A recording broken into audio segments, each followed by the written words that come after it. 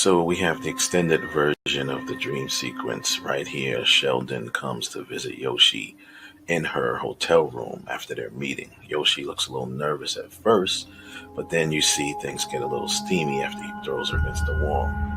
And right here, Yoshi thinks she has everything under control because that's how she manipulates men through her sexuality. So in her mind, she has him right where she wants him.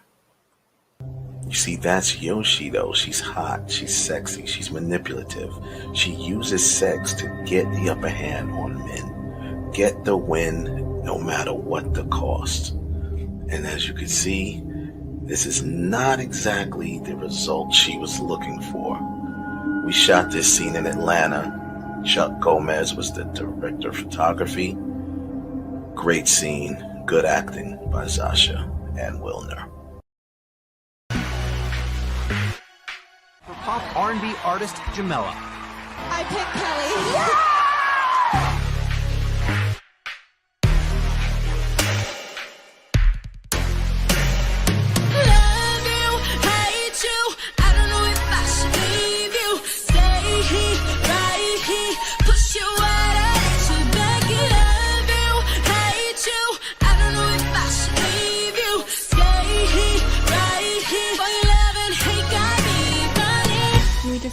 Handle this in the morning, please? No, I think I want to handle this right now. You can give your time to the studio boy, but I think your man can get a few minutes. Alright? Hey, don't walk away from me! You're hurting me. Stop, please. Get in the car. Up and down this roller coaster, running around in circles. We go trips around the moon. So confused, so scared, so alone, so unfair. It's so unfair, yeah. Chastity, the social media influencer and rockstar killer. Maria, from Miami. And Lucy, aspiring actress. Sydney, hip-hop lover and writer, so I'm told. And my quiet one, Mackenzie. Well, hello ladies. I'm Bella.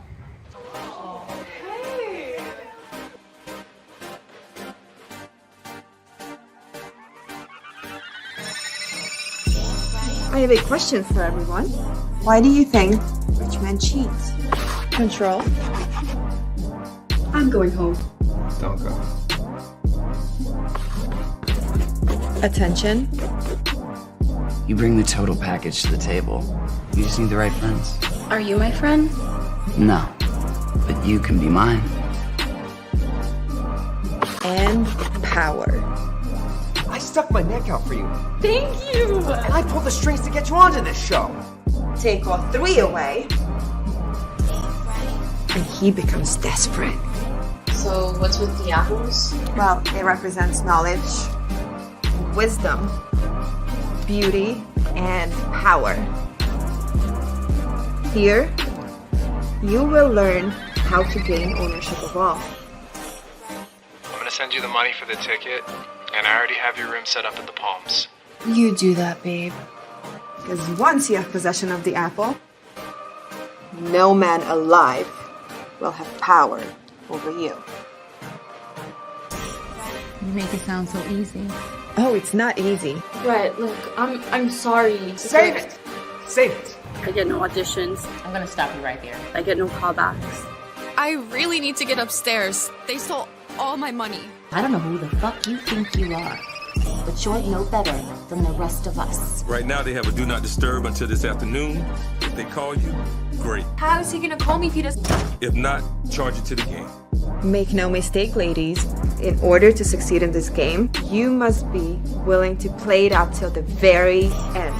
This business is all types of savage. What are you doing? But if you follow my blueprints, I guarantee you will become a millionaire within the next 3 years. Possibly way earlier. So,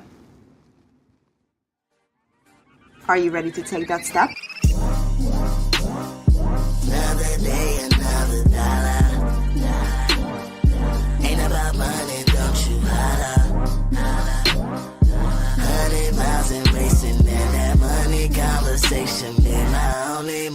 motivation, yeah. Hey everyone, it's your girl Catherine Nunez, and you're watching Real Talk with the director and the counsel on the IE Network. Great lives make great stories, but Hollywood doesn't always get it right. Some biopics are instant classics, films that define a generation and cement the legacy of that person forever. Tonight on Real Talk, we're diving deep into the art and craft of biopics. What makes a filmmaker choose one chapter of someone's life as opposed to telling the whole story? Why do some films capture the emotional truth of an icon while others feel like a Wikipedia recap? Ray Charles, Johnny Cash, Biggie, Pac, Tina Turner, Selena, TLC, or even Elvis. The biopic is the genre where filmmaking and truth hit head on and collide. And if done right, it becomes a time capsule, a piece of culture that shapes how the world remembers our legends. But there's a real formula to the great ones. And tonight, we're breaking it all down, from the do's and don'ts to the disasters that Hollywood wants us to forget. This is the ultimate breakdown episode of the biopic. Real Talk, coming at you next. You tune in to Real Talk. Film. Facts. And the realness behind the reels. It's the director, Wes Clark. Lights. Camera. Conversation, let's go. We keep it real, that's real talk.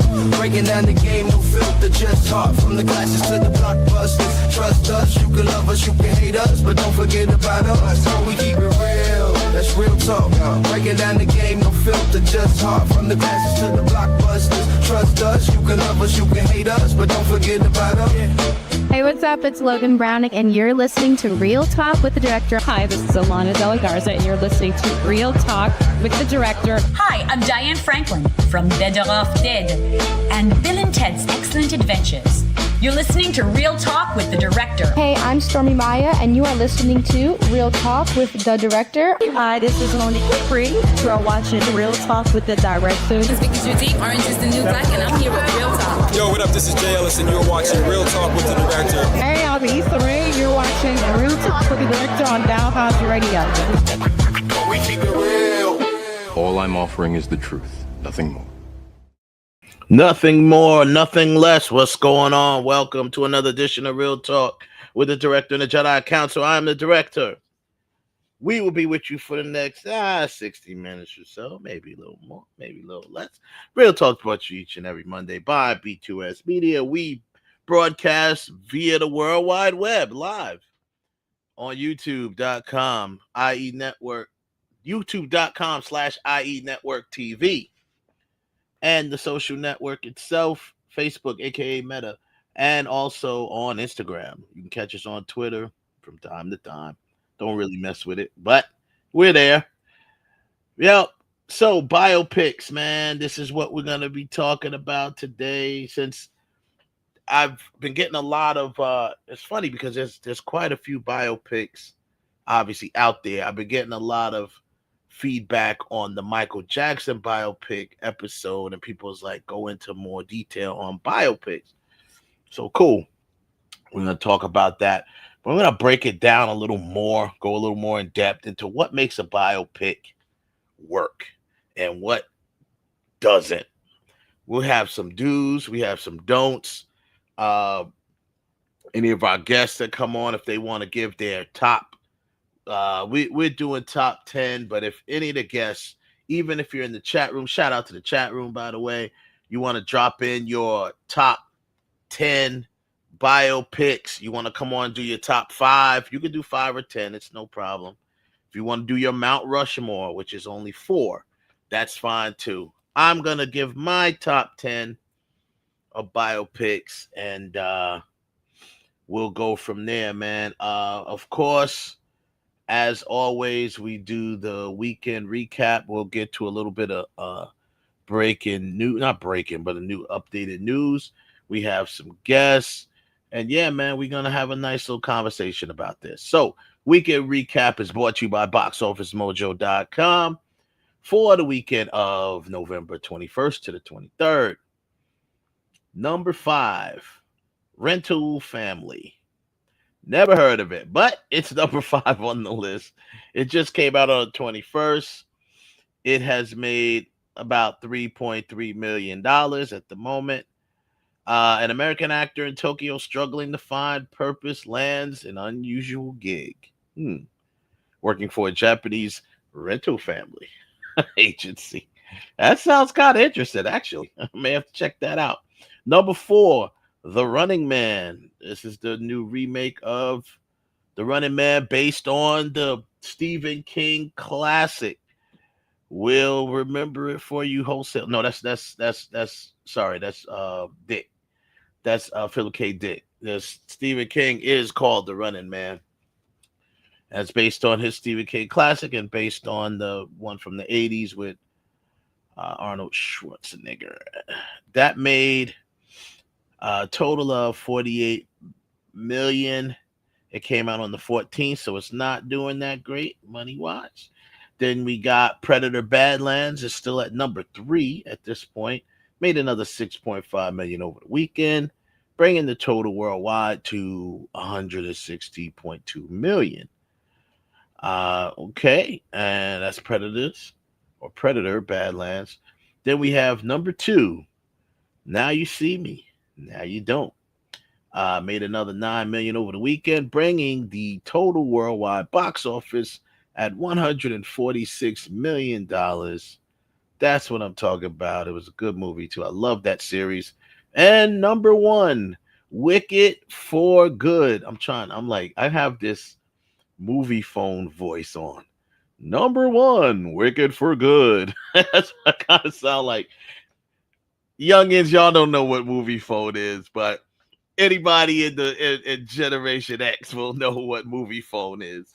And you know that if you want to see, if you know the name of the movie, press 1. Yeah, so anyway, as a throwback, Wicked for Good, $147 million over its opening weekend domestically, $76 million internationally, bringing the opening weekend worldwide total to $223 million. Okay, so hearing that it was obviously this is the second part to the movie. They obviously released the first part of it last year, and this is what I'm hearing. This is going to be a thing going forward, where they release movies in parts. They're saying that they were going to do that with the Michael Jackson film. Not sure if they will, but I think they should, and we'll talk about that on this show, and I'll tell you why I think they should. So we'll go from there. But that is your weekend recap brought to you by BoxOfficeMojo.com. And you're here watching. Shout out to the chat room, and shout out to the people over there in Instagram. What's up? Welcome. A boy here. There go. Welcome. Number 3. Oh, he's putting his numbers in there. He's putting his top 10 list in there. All right, we'll go over it, Joseph. That's what's up. So, my Jedi Council should be joining me soon, but we have some more Jedis. They may not be on the council. They're rogue Jedis. So we'll put them on in a minute. And I saw Ralph in the green room, but maybe he's having some connection issues. And Kev, he's under the weather, so he may or may not join us. So let's bring in our first guest. Well, let's bring in both of our rogue Jedis. Let's get them in here. They're friends of the show. They're here. They're always, chiming in and jumping in. Might as well put them on the council now. But, of course, my boy Tony Perez is back. Tony, what's up, brother? Hey, how you doing, buddy? Hey, I'm good, man. And, of course, our boy the professor himself, Bruce Penn, in the building. What's up, brother? What's going on, guys? Hey man, we chilling. So yeah, I gotta adopt the rogue Jedi's. The council is not present. So anyhow, um, as we saw, the Wicked movie is doing its thing in the box. I like Wicked. Huh? I like Wicked. Wicked is great. You know, the funny thing is, I like everything now. I took a long time. I took a long time to watch the first one. It was good though. It was good. I'm not It was not really good. my I like the origin story. Yeah, that's true. But I've been saying from the beginning, I wish I could have been part of the writing of that. I've been saying from the beginning anyway. Glenda I've always said she was the villain of the Wizard of Oz. I was like, Glenda's the villain. I'm like, all this time she let Dorothy skip around the damn yellow brick road all this time and never told her that she always had the power to go home on her feet. After the house, which I'm sure she manipulated somehow, after the house killed the witch of the East, then you got them hopping down the yellow brick road, going through all these things, goes to the wizard sends her to kill the wicked witch of the West, and all this time Glenda was like, oh, you could have went home the whole time. It's like, what? I'm sorry. Dorothy should have crashed out on her. She should have crashed out. I'm like, yo, you got me about to go up in a whole hot balloon with this guy. Who knows what he's gonna do to me up there? This phony.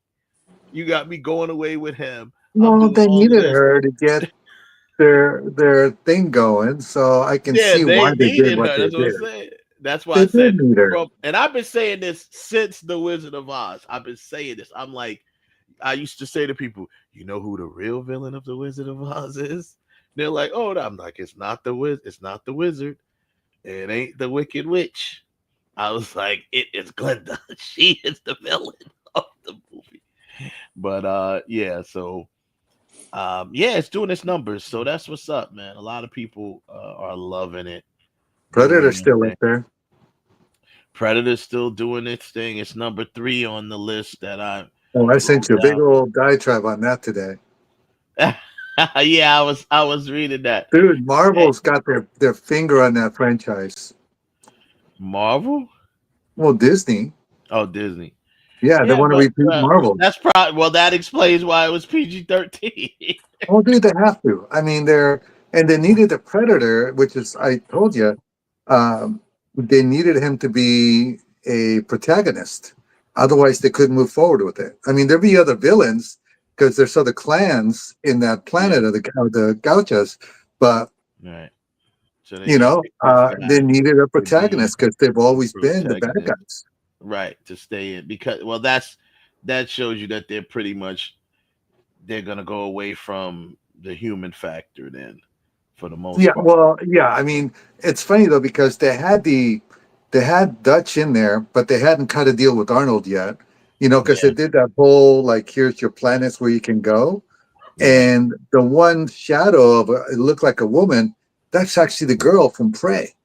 So what happens in the Predator universe, whenever somebody loses to a human or any other creature, they put them on this map. These are our gallery of rogues for the Predator.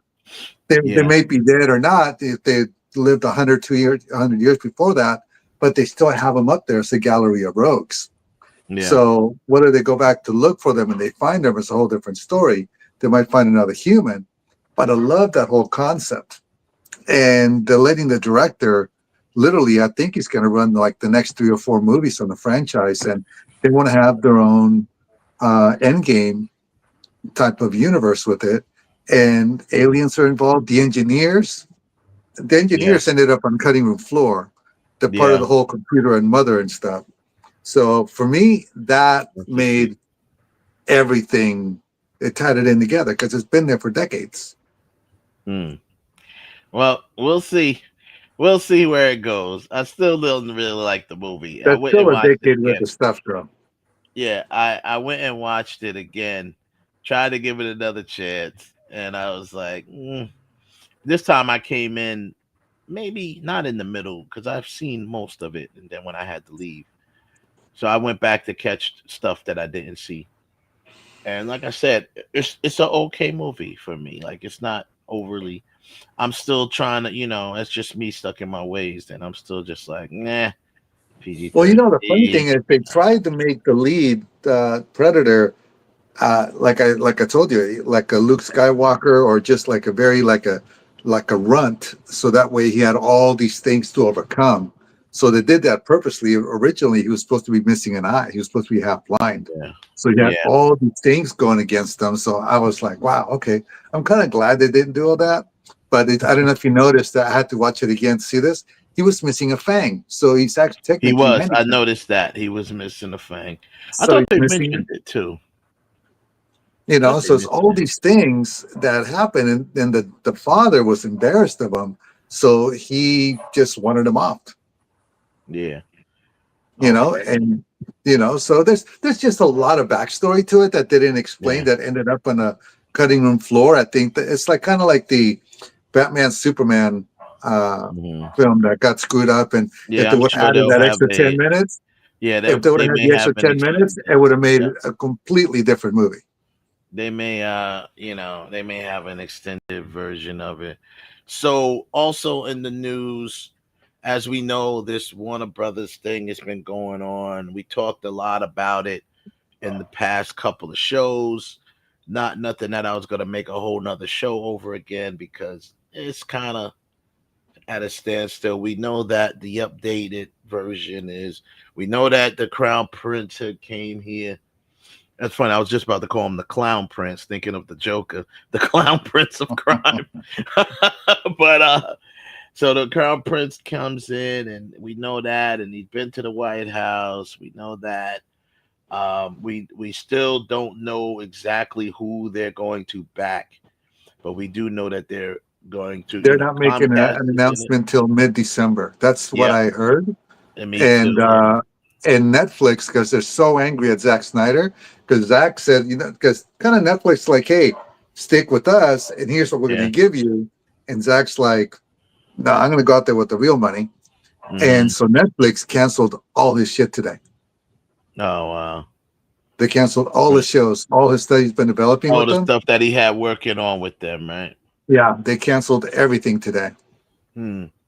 That's interesting. I hope that means he's got something worked out over there, because that would be kind of unfortunate if he was trying to play his cards and didn't play them right, and then end up with nothing. So you know what? Cool. I think he can afford to make a play like that. I think that he really does want to finish. He's made a lot of money. He's made a lot of money. Dude, he suffered a lot. I mean, for him, it's a pride thing, because what Warner Brothers did to him was really screwed up. I know. How they try to hide it, how it's like, okay, here, take $5 million and finish the movie. All these things. He had to shoot the movie in his backyard. I know. It's basically in his driveway, all these other places. Everything up there. Yeah, it's crazy. It's like I said, the idea of returning the Snyderverse, and obviously that's been a very, very big talked about thing. That's kind of like, I think number one, we know that these guys back Comcast or Paramount or whoever they decide to back, the common denominator here is pretty much, sorry, DCU fans, I think James Gunn is going to be gone regardless of who they end up backing. If these guys are the ones putting the money in, they are friends of the administration, and they're going to get rid of James Gunn. So, well, they are, and they're giving him the one thing he's doing. He's, from what I understand, they might move over his treatments and stuff like that over to the Snyderverse. So, like Man of Tomorrow and all that stuff, he's working on those scripts, and he's going to sell them to Warner Brothers, so he can keep the job as the director and as the writer. Right. But here's the deal. really quick on that. I think that, to be honest with you, the best thing that Warner Brothers could do, in my opinion, I think for the fans, would be to keep them both. To be honest with you, to have the Snyderverse as its own thing, because it kind of is. It's a Instead of different just, realm, anyways. yeah, as I'm saying. So then you keep the DCU the main as the main continuity. I think James Gunn biggest, in my opinion, James Gunn's biggest problem or mistake, I should say, is I know he was trying to build the universe, but to me, other than Superman, he was building the universe on too many secondary characters and secondary Yeah, types. try to bring in all the background, all the B characters instead He of was trying to bring, because focusing that's instead how of he focusing on does. Batman. He But should. that's been Batman's his. still the biggest comic guy ever. He should have, and he made the mistake because he was riding what's really brought him as a household name. You know, working with B characters or secondary characters. He did it with Guardians of the Galaxy. No one knew what Guardians of the Galaxy really was. If you wasn't a comic fan, you never even heard of them. So he put them out there, but it was good, right? And he did that. Boom.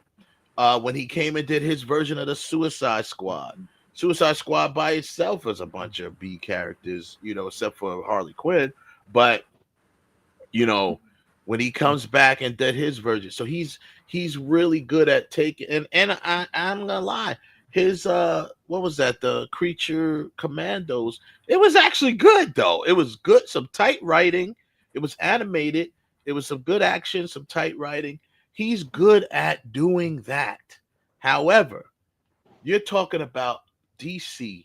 They have some of the oldest legacy characters ever that no one is tired of seeing movies about. No one will ever get tired of seeing Batman movies. No one will ever get tired of seeing Superman movies. No one will ever get tired of seeing Wonder Woman movies because there's not that many of them. So you got the Trinity, the legacy characters. And you got what was he doing? Clayface, and how you gonna do Clayface before you do Batman? You know what I'm saying? Like, it's just like Sony doing Venom with no Spider-Man in it. You know what I'm saying? Like, what are they making these mistakes? So I think that's a mistake he made. And of course, because if any of the political stuff is has a what's the word, factor, which you probably will, then all of the heat he caught from the right when he released Superman. They wanted to come back to, and I don't know what that. I mean, I guess maybe they figure with Snyder, he's kind of like down the middle. He doesn't lean either which way. When he creates, Snyder just kills everybody. Yeah, right. I know, just kill everybody.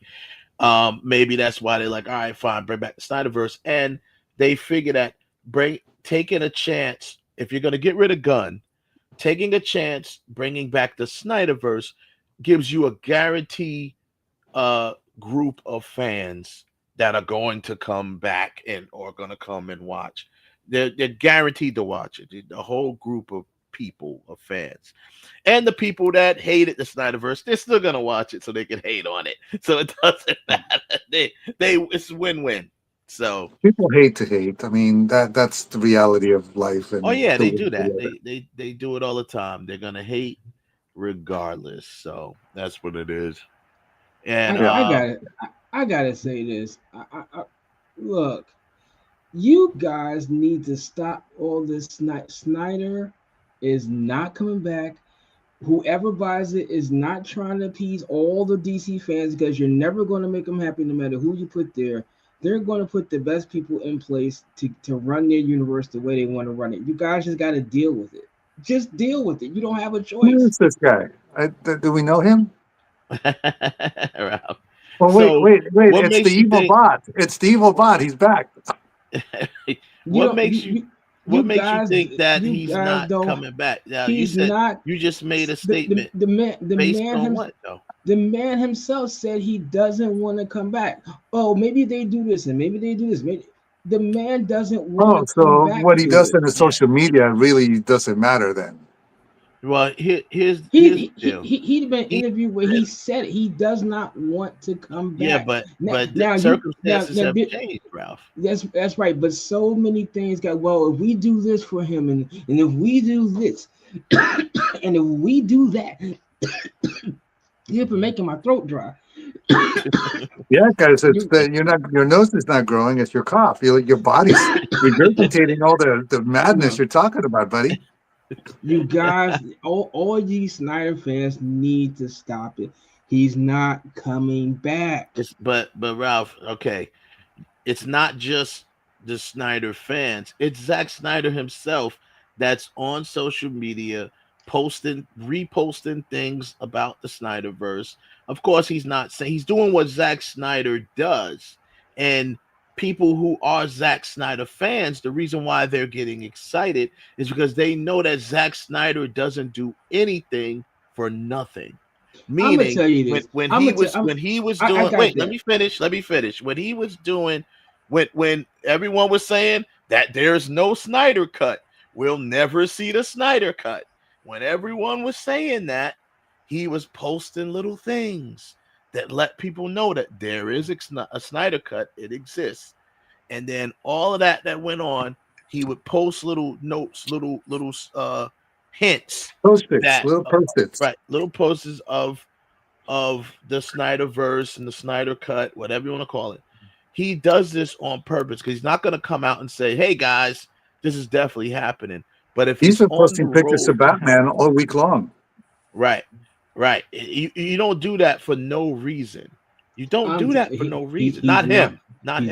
He's not. If it's to appease the fans or whatever, he's not coming back. Because I guarantee you, if Christopher Nolan was all of a sudden on his social media put up a bat signal, everybody, oh my God, Nolan was coming back. He's not coming back. Nolan already said he's on board. Right, and Nolan's actually will be consulting if with Snyder. Nolan, Ralph, Nolan and Snyder are both working with the Saudis right now with the Crown Prince shooting, and he's financing both their big budget movies as we speak.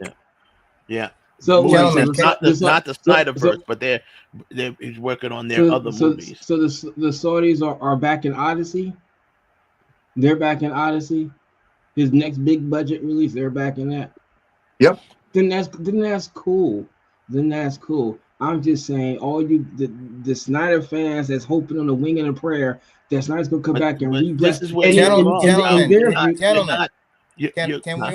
we all agree that all this is just speculation? We're sort of going around in a circle.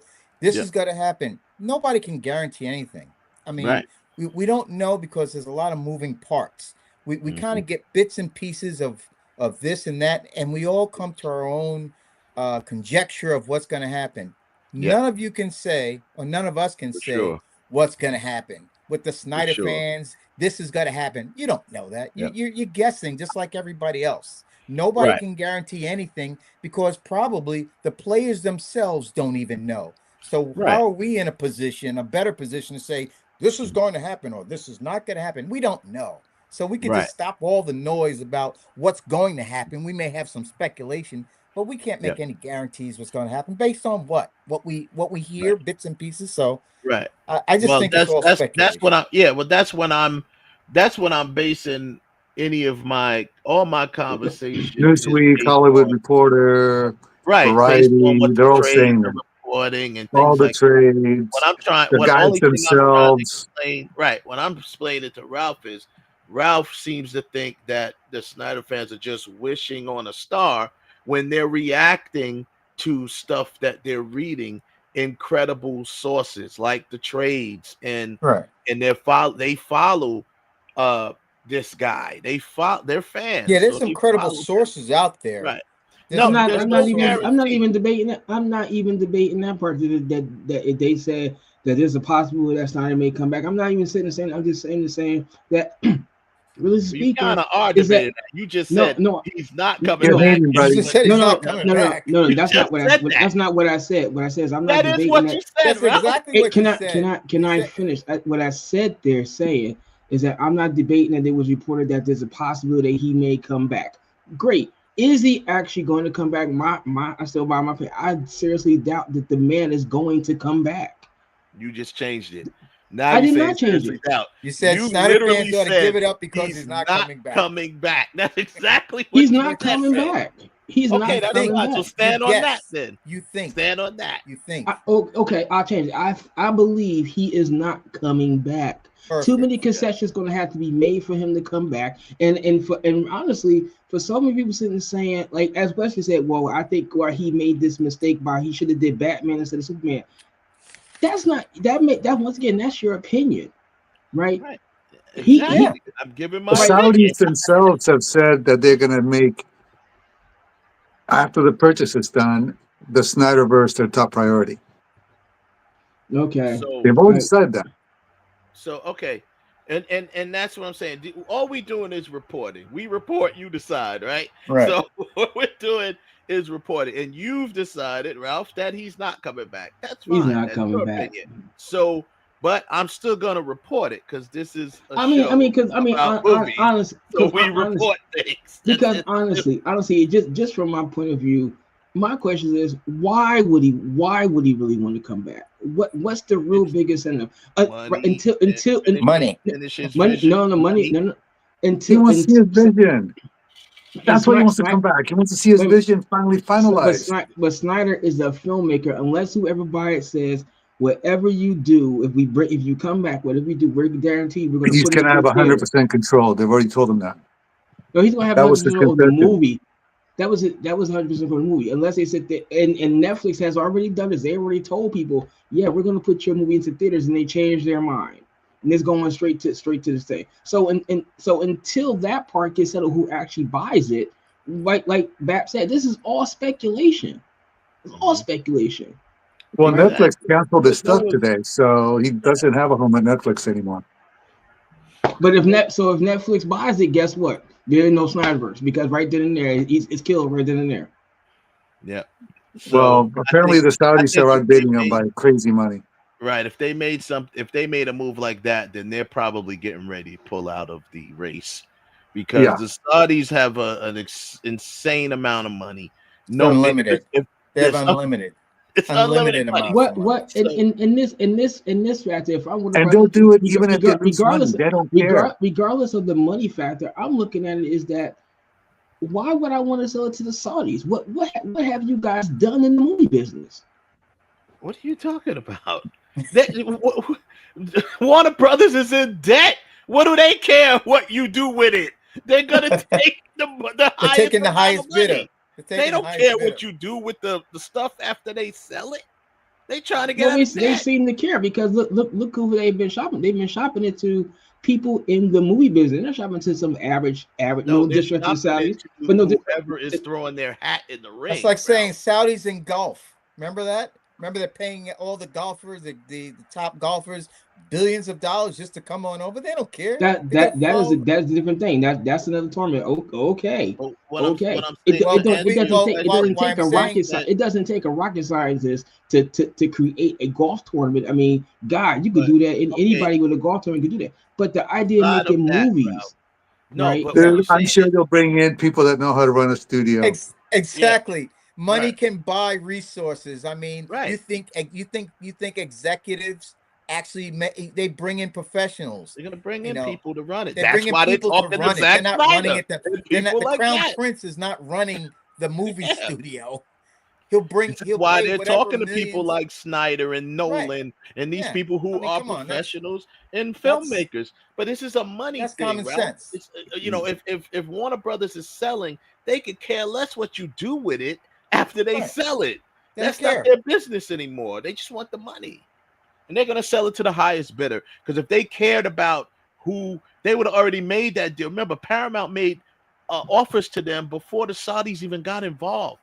Paramount made 3 offers that they turned down. They turned it down.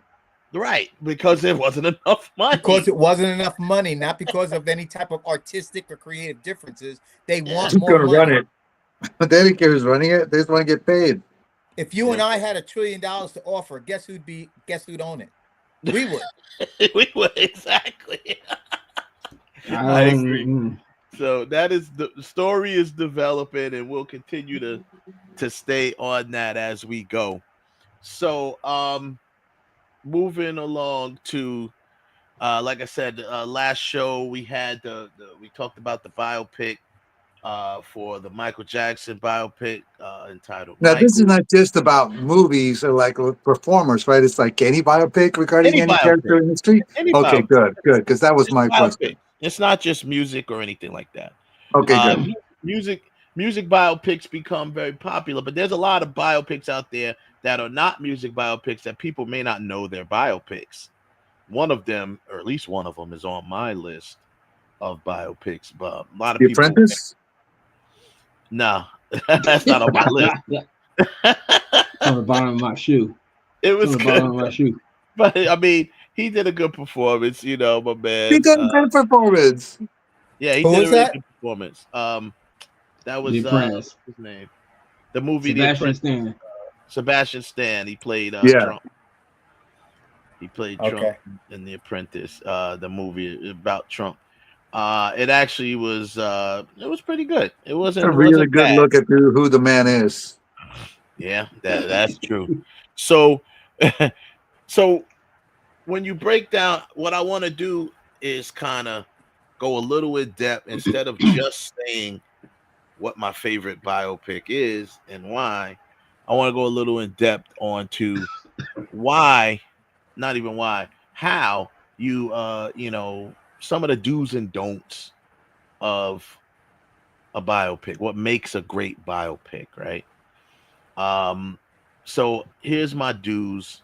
Number one, you should focus on one clear emotional journey. What that means, successful biopics such as Ray talked about a certain part of his life. Yeah, you go through different parts, but you focus, the emotional journey is focused somewhere else. Selena did the same thing. Successful, right? Number two, tell emotional truth even if facts compress. So meaning emotional truth, compressing your facts basically means you may not be able to tell every simple fact. So example, the Wu-Tang series, that wasn't a movie, but it was a bio series, right? There's a Who character. thought that Power wanted to kill them all? Oh my God. And I hung out with those guys for years. I'm like, really? There's a character who it plays RZA's sister. She's a character in the series, right? Main character. Now, he has said in plenty of interviews that character is a combination of all his sisters, represented by one main sister that happened to be the girlfriend of Ghostface Killer and had a baby with him. But he couldn't put all his sisters in it because they're not all relevant to the story of Wu-Tang. So he added elements and combined and compressed. So that's what we mean by facts, compressed. Number three, show their flaws. Do not sanitize. Obviously, what's love got to do with it? Tina Turner and Ike Turner, James Brown movie showed his flaws, right? You gotta do that. Number four, build a strong theme, whether it's legacy, family, survival. Family would be like the Jacksons' American Dream movie, TV movie. They were talking about their family and they were more like legacy. Family would be more like Selena, you know what I mean? Where they're like boom, or survival, of course. Five, cast for this is a big one for any filmmakers that may want to make a biopic. Cast for soul, not looks. Soul, not looks. James Fox happened to look like Ray, but he got cast because of the way he played Ray. And even if you look somewhat like them, when you embody the character, you start looking like them. Even if you don't really look like them. Angela Bassett, same thing. Even J-Lo with Selena, and even all of these guys. Chadwick Malcolm Boseman X, with or James Chadwick Brown. with James. Right. He embodied. He doesn't look like James Brown, not at all to me. But you start. But he to got his look inflections. He's got his right. mannerisms. Mannerisms, right. Malcolm X. Chadwick was once in a lifetime type of guy, though. Yep. Same thing with Denzel. You know, yes, there was some parts in certain. If you Denzel paid for his college. Did you know that, for his acting school? Yeah. Yep. Yeah, he did. Yeah. Sure did. And he wants his money. Yeah, that was funny. He said that. You don't want it now, but he did. He did. He was saying that that was a running joke that they had. But Denzel, yes, certain parts he did look like Malcolm X, but when you really look at Denzel Washington, look at Malcolm X, doesn't look like him. It doesn't look like him, but he started to look like him. Started to look like him. He started to look like him. And then I got 6 and 7. 6 is make your performances reveal character, right? And use anchor moments to shape the legacy. So think about Bohemian Rhapsody. An anchor moment was leading up to Live Aid, and that also represents one clear emotional journey. The emotional journey was leading up to Live Aid, to the Live Aid performance. And they started with that, and that's what they ended with. And they ended with it, yeah. Right. And that's the emotional journey of that movie. That's why it was successful. And it also, that's an anchor moment. Seems like they're doing that with the Michael movie, because you saw all those highlights of different things. Now, from what I hear, my latest that I heard about that movie is, if it's a two-parter, it's supposed to be a two-parter, the first part is going to end in the 80s. The first right part around Thriller. Right around Thriller is when the first part is going to end. And then the second part obviously will pick up from there, probably pick up from Bad, going forward to his death. I think that's a good, I mean, we'll see how they play it. I think that's a good split. I think it would be a mistake to not get to Thriller before the end of the movie, because I think that'd be a mistake. Don't make people wait for Thriller. So Wes. Yeah. So Wes. So I teach. We were just talking about this in my class. I teach narrative filmmaking. Yeah. And we talked about this last Thursday. And there's a distinction between, don't forget, biopic is short for biography and picture. Yeah, exactly. Which is different than documentary. Sometimes we try to, fuse all two. I like the way you broke it down, because these are not documentaries. Documentaries are based on truth. They just reveal, they pull the curtain back and show you as close as possible. This is the truth. The fact. Doesn't have anything to do with artistic vision. Does have anything to do with less of perspective, more than simply, we're just going to uncover it and you decide for what you want. That's a documentary. That's a doc. So the biopics, as you were saying, it has so many elements of the filmmaking genre that people try to make it documentaries. In other words, if they don't hit everything or tell the entire story, it failed, which is not true. That's not true. In actuality, most of those movies that don't tell the entire story are the ones that actually are successful. So we were saying before, the most actually, do you know what Betty Shabazz said about Spike Lee's Malcolm X? He said that she said, and I quote, "That's the worst piece of shit she's ever seen." Betty Shabazz, wife of Spike Malcolm Lee X, makes a lot of really bad movies, though. Malcolm X was not a bad movie. Let's start. No, Malcolm X is a good movie. I'm just saying. It wasn't a bad movie. That's all we're talking about. Malcolm X. It wasn't a bad movie. It was not a bad movie on number one. Looking at the amount of source material and some of these bigger than life actor or characters or people, or they're very hard to compress into one film.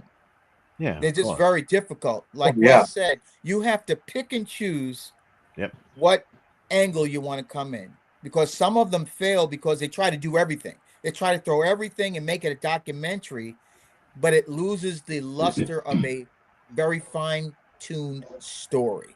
Yes. Professor, what did you think of JFK? I thought it was great. It's on my list. JFK is one of my top ones. Yeah, that's one of my top. They're good. It's on my Mount Extremely okay, good. rewatchable. I'm glad you said that. But let's extremely rewatchable. Right. However, it's not really a JFK biopic. It's really a biopic about the lawyer. The lawyer, right. the investigator. The investigator. Yeah. I think his name was Gary. Who ended up broke and nobody loved him and all that stuff. Yeah. They didn't put that in a movie, but that's how he ended up. Right, that's how he ended up. Yeah. So, but yeah, I love JFK. But it is a biopic, So, so that brings me to my don'ts. I'll just run these real quick. Don't. Before you do that, I actually have a question. Since you brought up JFK, would The Untouchables be a biopic? No, that's a feature. No. That's a narrative. It's kind of narrative because it's. But it does tell. Wait a minute. But it does tell the story of Elliot Ness, right? Yes. And so it is his story of his fight against Al Capone. A biopic has to center on a central character, because if there's too much, you could have artistic leeway, but at some point you've got to define whether it's a biopic or a picture with a famous person in it. Mm-hmm. Okay, so to me, Untouchables definitely does not qualify as a biopic of Elliot Ness at all. I put Untouchables like with Tombstone. Tombstone is not a biopic of Wyatt Earp. You know what I mean? It centers around Wyatt Earp, but it's not a biopic. It's centered around it. It's one of those. It's not a biopic. It's not a biopic. The fun thing is the Goodfellas. That is the biopic. Huh? Goodfellas is about Goodfellas is the biopic. Yes, because Henry Hill was involved in that. You see what I'm saying? Like, so that is a biopic. He's telling it from Henry Hill's perspective, and he's the narrator. And he's the narrator. Right. He's literally telling the story. So that is a biopic, which is also on my list. So the don'ts is do not make it a Wikipedia timeline. Don't go on the Wikipedia timeline and use that as your basis to as far as events. Number one, you'll end up putting way too much stuff in. Number two, don't sanitize the stories, even if the estates are involved. See, there's a thin line between love and estate. But there's a thin line between that with the estates, because it's good to have the blessing of the estate, but it's also not the greatest thing, because the estate is going to want to sanitize the stories. They want their people shown. They don't want to air their dirty laundry. They want to air the dirty laundry, no matter how true it is or not. They want to, they want to sanitize the Aaliyah. That's what happened with the Aaliyah movie, which is a disaster. Oh, we're not even going to talk about that, right? But we can't. Number three, Whitney movie. Yeah, the Lifetime version. The Lifetime version. Yeah, Lifetime version. Right. Don't skip the fall. The darkness matters in a film. You can't skip that. You got to have a rise and you got to have a fall, because that's life. So you can't skip that. Number four, don't overload famous cameos. Don't put a bunch of, okay, maybe this person knew a lot of people, but if you just keep going, bum, bum, bum, bum, now it becomes it takes you off of the theme of the movie, and now you're like, oh, there's so and so. Oh, that's supposed to be so and so. Oh, that's supposed to be so and so, and that's what it becomes now. Now you took all of your, you took it away from the story, and everyone's looking about who's that supposed to be? Who's that supposed to be? Oh, that's supposed to be Buffy. That's supposed to be so and so. Yeah, no. Don't overload it with that. Number five is do not skip the music rights. That should be number one. If it's a music film, if it's a music biopic, do not skip the music rights. Another Aaliyah disaster. Also, the Jimi Hendrix movie was a disaster Oh, because that was horrible. they did not have the music right. You cannot. You can. Oh my God! You can. How can you have a musician and you not secure the music rights? I never understood that. I just don't under. And if you look at Because some of people the just want to better go ahead ones, and make like movies. the Temptations or the New Edition, they almost played the entire record. Yeah. Because you were there. You know, it wasn't snippets. It really played. I mean, and it just makes it. The whole idea of a biopic is to bring you, almost allow you to witness through a keyhole this person's life. You know, you're almost, and through the real music and all that and so forth, you get to partake in that. And if you can't, then it's a miss for me. It's just a documentary. It's just a miss. Yeah, it's just a miss. And someone in the chat room said the Jackson American Dream was better than these Lifetime biopics. Yeah, I mean, it was done. It was done pretty good. Yeah, it was really good. It was really good. That they had the best adult Michael Jackson in that too. Yeah, that young gentleman too. He passed away very shortly after the movie came out too, at a young age. Poor dude, man. He had a rare form of leukemia. And the guy who played the adult version of Michael Jackson in that, and he did a really good job. He had it down. Seemed like he had Michael's mannerisms down. He really did. And he don't look like Michael Jackson, but he started to look like Michael Jackson. You know what I'm saying? Because he had the mannerisms. So I agree there. So that's pretty much, and once again, don't cast based on your clout or anything like that, and don't end without showing legacy. You got to show the legacy of the character, because that's why we're here, right? That's why you making the movie. You don't make a biopic just to say, hey, people, this was this is a biopic of whatever. You're supposed to talk about their legacies. You got to show it. Rise very high and fall very very far. Very hard. Yeah. Fall very hard. Through redemption, very bad. Very fast. And it's that roller coaster ride that we as the audience get taken on to get to a line as close to that person's life. And most of these stars, their lives were a roller coaster in some way, shape, or form. They rose, they fell, some rose again. Some rose, fell, and never got back up.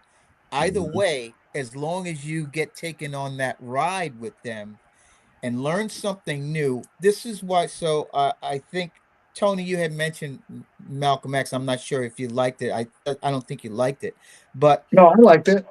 So what for me determines if I like a biopic or not is if I walk away and feel I know something more about this person that I never knew.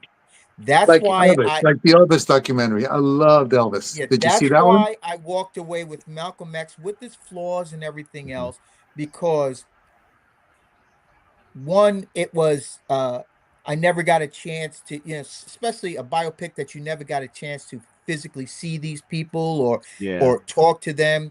It's only by what we read or what we've heard about, but when we get the embodiment of it and you feel like I've met Malcolm X or I met this character, that's the win for me.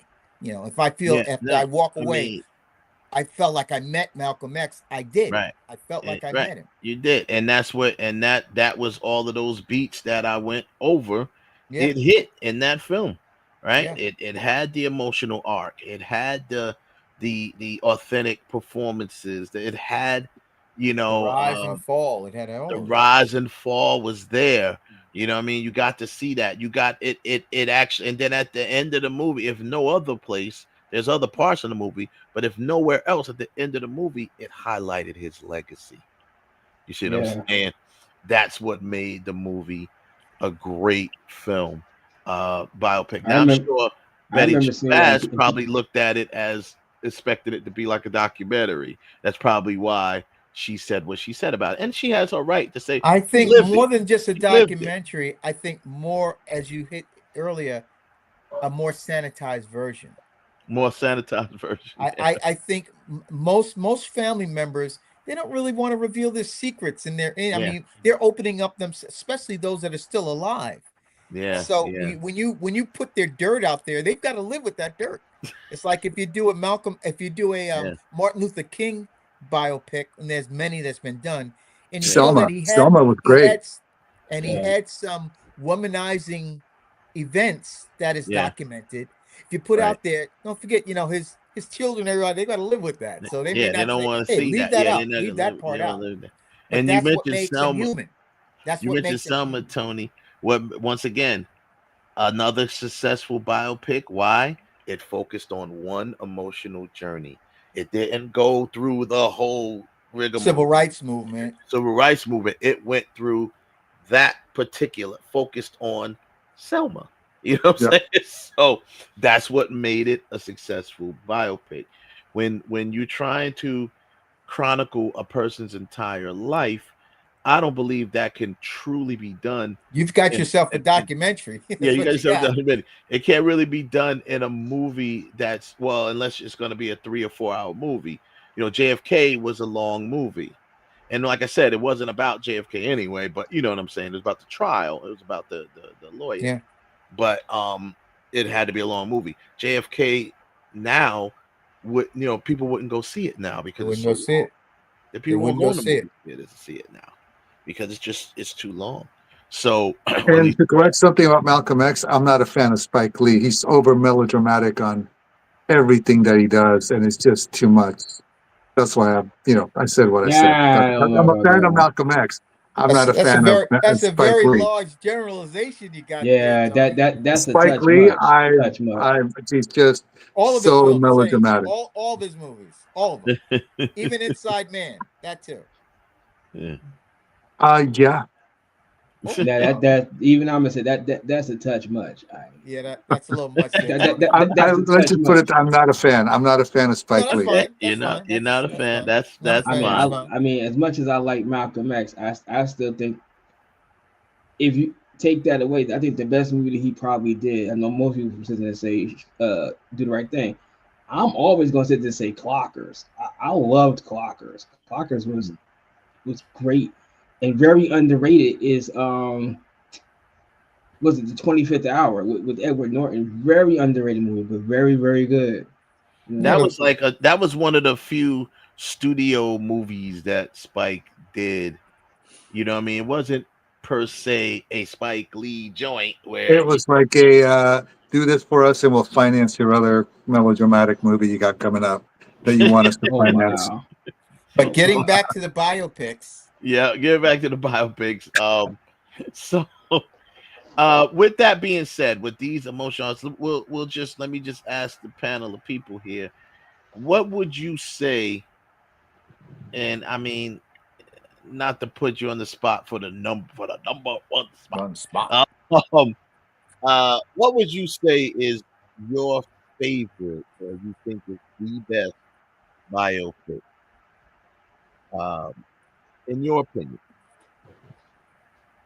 Who you asking? Your Instagram? I'm asking the panel. I'm asking all of you. So I'm gonna say, I'm gonna say this. I know the popular pick would be Malcolm X or Straight Outta Compton, but to me, a good biopic is someone when you deal with a subject or a person that I'm not that familiar of, and then I said, "Dang, I wish I would have known this guy."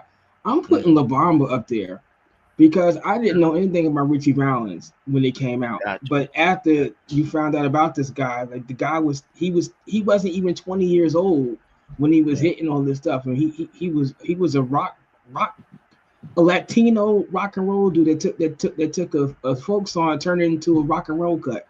Didn't know nothing about this guy, but after it was a different story.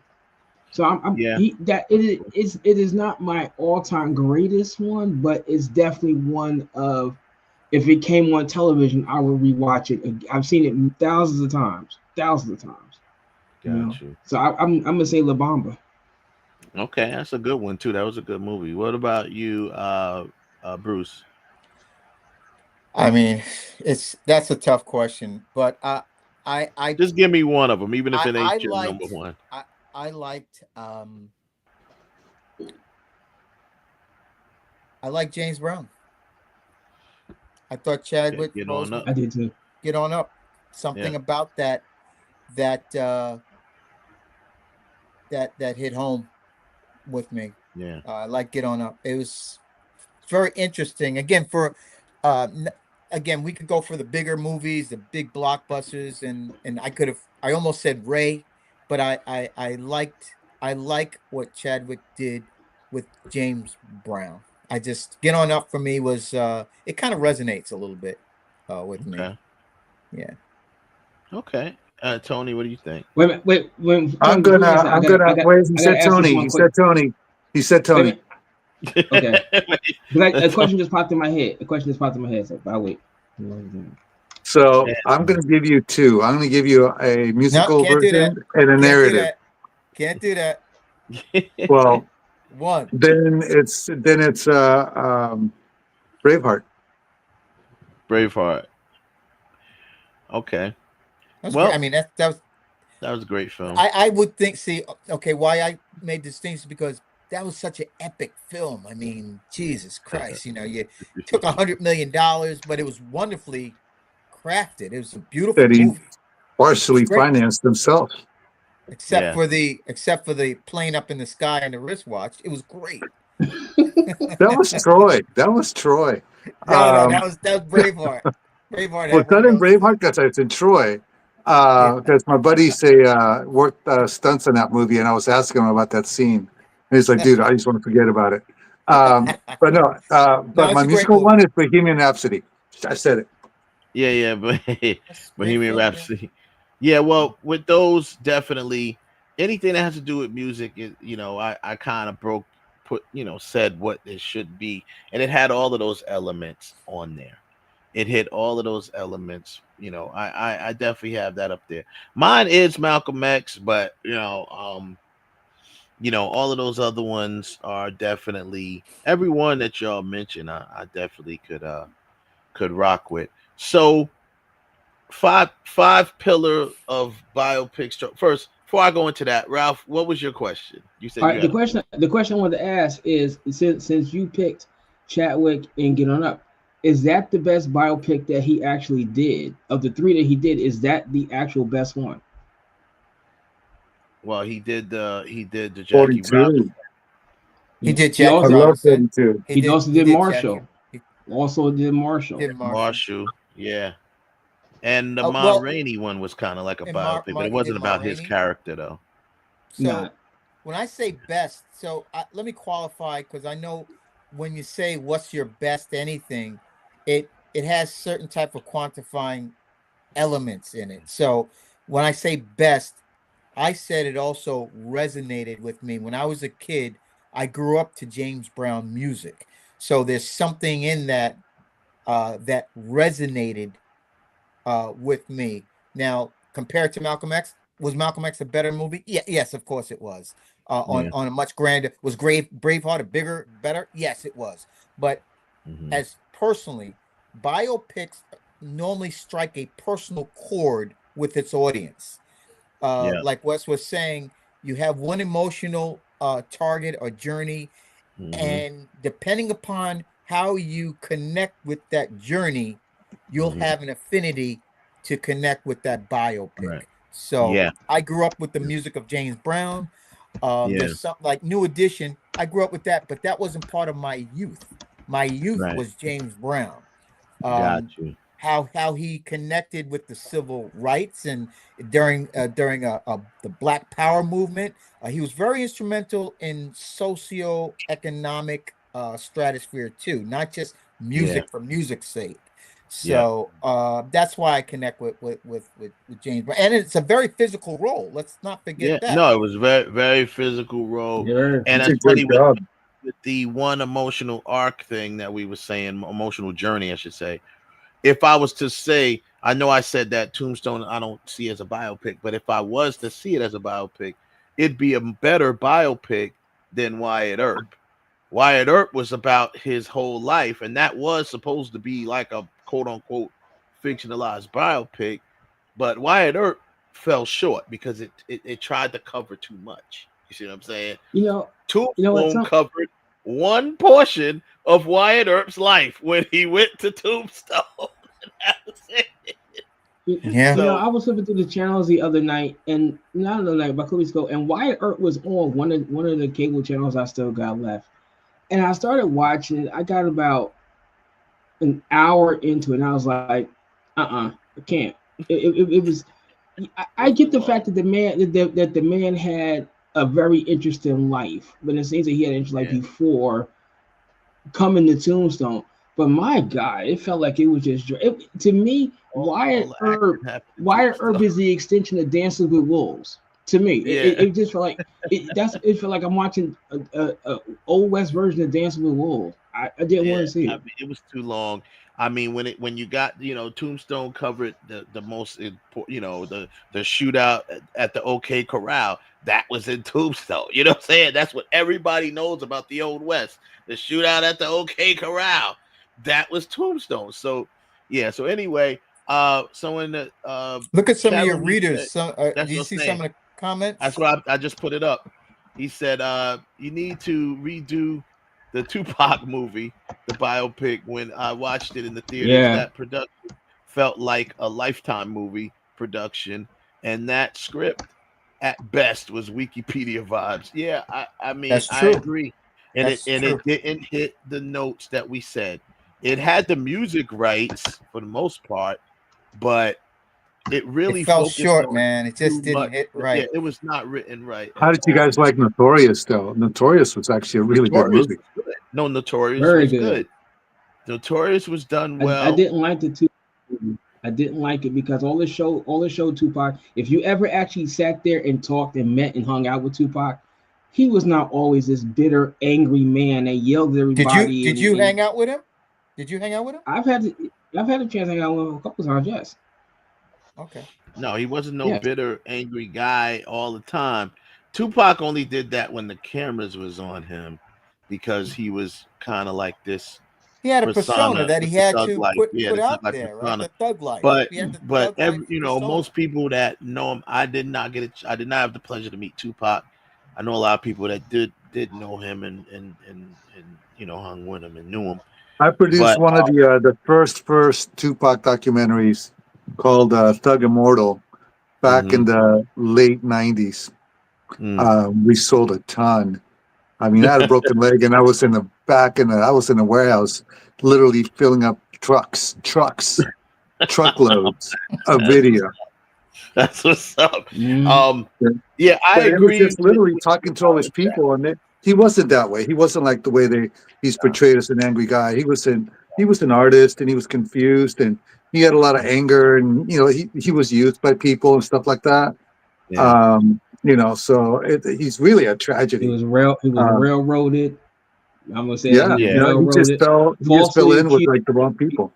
Yeah, because of who he was in the thug life persona. And people always say, well, since he got it on his chest, that's just how he is on. Nah, if you ever actually sat down with him, the first time I met him, it wasn't pleasant. We almost got into a fight, but afterwards, after we kind of like pieced it up, God had a lot of things to say, but he knew that he was going to be a spark that caused something good. He knew if me being angry brought out good in people, then I'm willing to do it.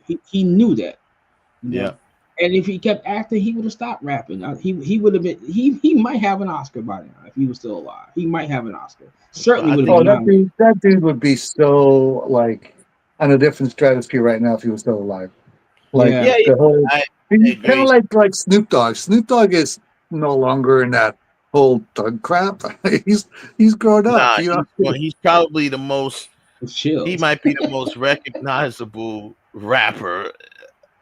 Definitely alive, and and he's up there. So they said Notorious is actually way better than Tupac biopic. Yeah, we all agree with that. Yeah. If you line up, of course, it was way better. And my boy Gravy, who played Biggie in Notorious, he did such a good job. They brought him back in the Tupac movie to play Biggie. Yeah, they did. So that was cool. Shout out to Gravy. Should have invited him tonight. I should have. This would have been a good show. I was getting ready to send him the link to see if he could join us, but that you should. You should send it to him. This would be a good time to have him on. Yeah, so he says, so you see why you go Notorious B.I.G. up on the last. That movie made me cry. Yeah, I mean it was done A well. lot of people did, man. When Yeah, they played, a lot of people cried in that movie when it, especially at the end. But what did it do? It followed what I said. It had the music rights. It showed his flaws. It showed his rise. It showed his fall, and it's focused on the journey. And unfortunately, he only had one journey because his life was ended so early. But then it focused on his legacy at the end of the movie. So can I ask you a question about Biggie? Because Biggie was a big deal for me. Where were you guys when he died? When you heard that he was dead? I did a documentary on Biggie too, which I got MTV Movie of the Year award and all that shit. I'll tell you exactly where I was. I remember I was in bed and my girlfriend called me and she said, Ralph, Biggie dead. And I was like, what? And he said that he got shot and he died. I was like, get the hell out of here. And I swear to God, I turned on BET and Donnie Simpson was on there. It looked like he was on the verge of tears saying that Biggie Smalls had died, that he was killed. And I was like, nah, man, nah. No, wow. And even in Tupac was even worse because I was going to Long Island. There was a concert with the Fugees and Keith Sweat and the No Bone Thugs and Harmony. And when the Fugees were performing was when it came out that Tupac had died. And Wyclef stopped the show, and he said, "I can't believe this bullshit happened. That Tupac, the great Tupac, is dead." And the whole Long Island Coliseum, like it was like this gas, like what? Yeah, you know, that's crazy. Bone Thugs came out there, and they couldn't even do it. They did Crossroads, and they just couldn't do it. I can't remember where I was when Pac died, but when Biggie died, I believe I was. I know I was talking about it. I was going to Wilson Tech in school, and around that time, and I remember talking about it with my classmates about it. I didn't find out till the next morning because obviously it happened so late because it happened wee hours of the morning in California, so I didn't find out till later. But yeah, I remember talking about it. It's just it was that was bad, man. That was a bad thing. So before I go to my next segment, I just hold on. I can tell you where I was. Oh yeah, I'm sorry, bro. Go ahead. Yeah, I was at Disney World at the National Association of Record Merchandisers convention, and they had closed down the entire park and Crazy Liquor and everything. And I was managing Rudy Ray Moore at the time, so I was introducing him to everybody, like, hey, his albums are on DVD and CD and all that stuff. And literally, we were in a group setting with like all the top retailers, and the news came, and I remember what Rudy said, and he was like, when are our young men going to stop killing each other? Exactly. Yeah, nah, it's crazy, man. It's crazy.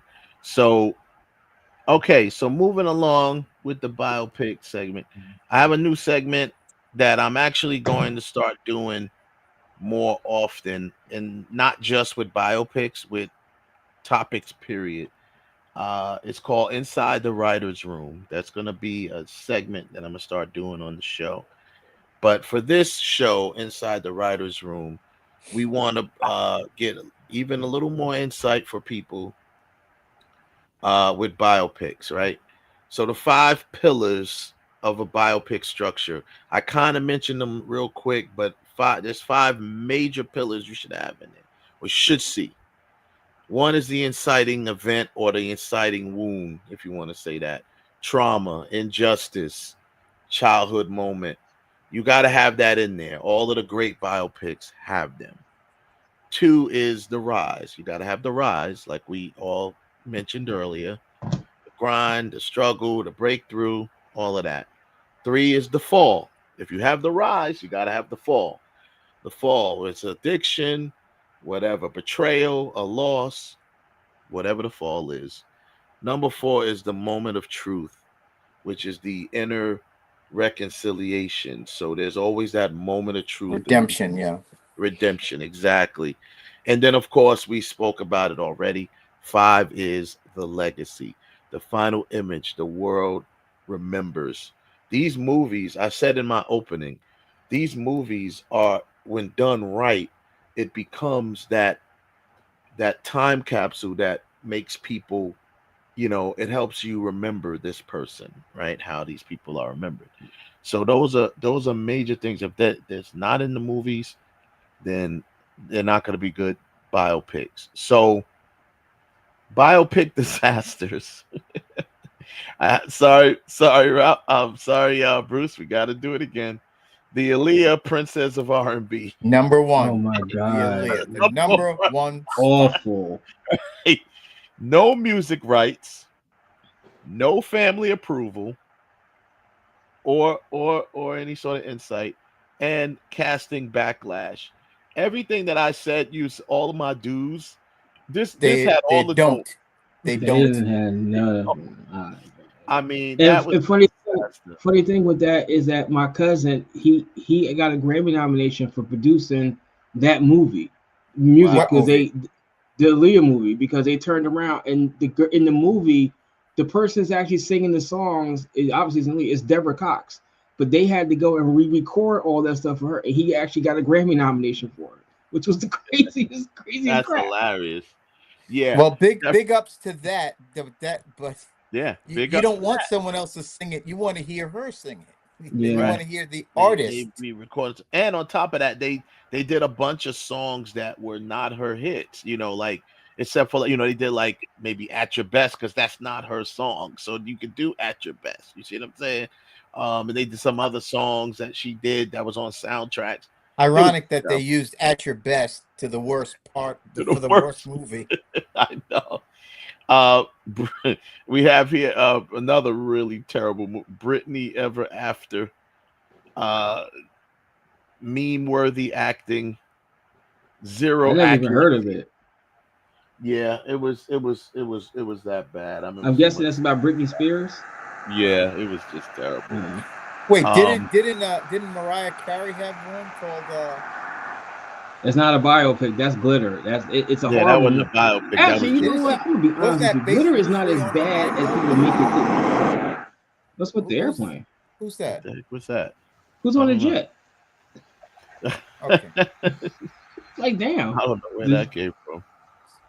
Glitter was actually not as bad as what people. It is bad, but it's not as bad. I mean, it's horrible, but it's not a total train wreck. So, some I worked with it. It was horrible. Some things about it I like. I like some of the songs she made. I did like, but it was just a girl that if she would have made that, if she was in a better mindset at the time, she wasn't exhausted, maybe it would have been better. I just got like a little soft spot for Glitter. Nina was another one that faced a lot of backlash. The Nina Simone movie that was starring Zoe Saldana, controversial casting, the whole situation with Zoe Saldana. It was already suffering from the beginning, right? Also, with the whole prosthetics, the darkening her skin to try to play Nina Simone, they could have casted someone else to play her. I think that was a misfire in there. That was a misfire. I'm not big. She's a good actor, but I'm not big for right on. Sometimes you luck out and you get a right on actor to really embody it. Like, I'm gonna have to go back to Jamal Woolard with Notorious. Yeah, he was Biggie. Yeah. That was dead on. But to miscast Nina Simone with Zoe, I didn't understand it. Like, what did you do that for? That was one. It should have been El Boogie. It should have been El Boogie. El Boogie at that time, she could have bodied it. Could have been anybody. Could have been anybody but her. So we mentioned this earlier. Jimmy, All Is By My Side, the Jimi Hendrix movie. Once again, no Hendrix music.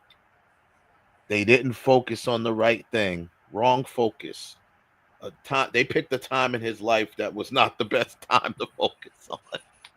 And there's emotional disconnection. You didn't feel that emotional arc in there because of them picking the wrong focus. and not having the music. How will we connect to these people? If you're a musician, we connect through your music. So how are we supposed to connect to these people? You're trying to tell me, you're the filmmaker, and you're telling me, hey, this is a movie about Jimi Hendrix. I can't even connect with him. I'm not even open to connect with him because I don't connect with the music, because there is no music. And don't forget, the story of a biopic, it's a juxtaposition of what the world sees, and what the artist actually is going through. That juxtaposition is what creates a great biopic. Because if we know anything, the handlers and Hollywood shields us from the real person. We never get that look. Yeah. But the biopic is supposed to show us what we're used to seeing, juxtaposed how it really was. Right. And that juxtaposition is what creates the dynamics of a great biopic. I agree. And like I said earlier, one of my dues was cast for soul, not just look. And what we just mentioned, movies, the Hendrix movie. Now, actually, Andre 3000 did resemble Jimi Hendrix pretty good. Yeah. But the movie wasn't good. You know, you can't just, not saying that he wouldn't have did a good job, but the movie ended up not being good anyway. The guy who played Tupac looks a lot like Tupac. He resembled him. He resembled him a lot. Yeah, he resembled him a lot. Matter of fact, there was a joke where he was on a talk show and he was talking about how his moms knew Tupac, and everybody was like, "You sure you're not Pac's son?" Like, I remember that joke. You sure you're not Pac's son? You sure you're not Pac's son? You know, because he looks a lot. He looked a lot like him. But the movie was terribly written. The pacing was terrible.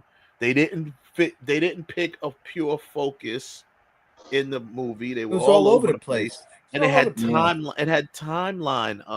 issues. Timeline issues. Oh my God, it was just bad. They had him. I didn't like the director, Benny Boom, or whatever he like. Look, man, this ain't Belly.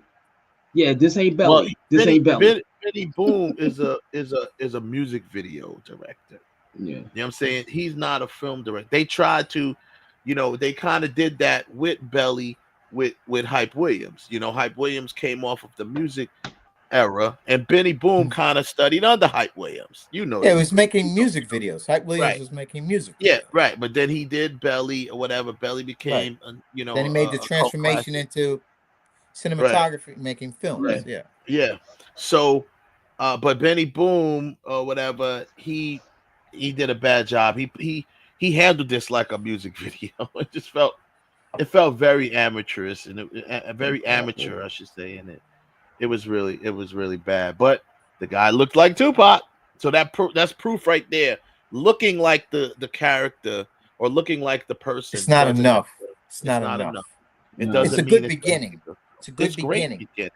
It's a great beginning if you can get it, but if you can't get the person, you know, you cast a person that's going to embody the character, the soul and the spirit of the character. Now, it's very rare. There's exceptions to this rule. You know, films like Crazy Sexy Cool, the TLC story, they actually did resemble TLC very much, and it was a good film. It focused on an era of their life, and they were able to embody those characters pretty good. So that's an exception. I keep saying I'm on a mission in life. Before I leave, I need to meet Little Mama and give her the biggest hug for the way she played my friend, because she embodied Lisa, everything about her, what that girl played.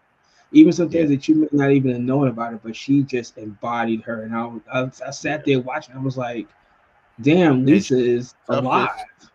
Right. And she had the toughest time to do it because Lisa is not alive, or was not alive at the time.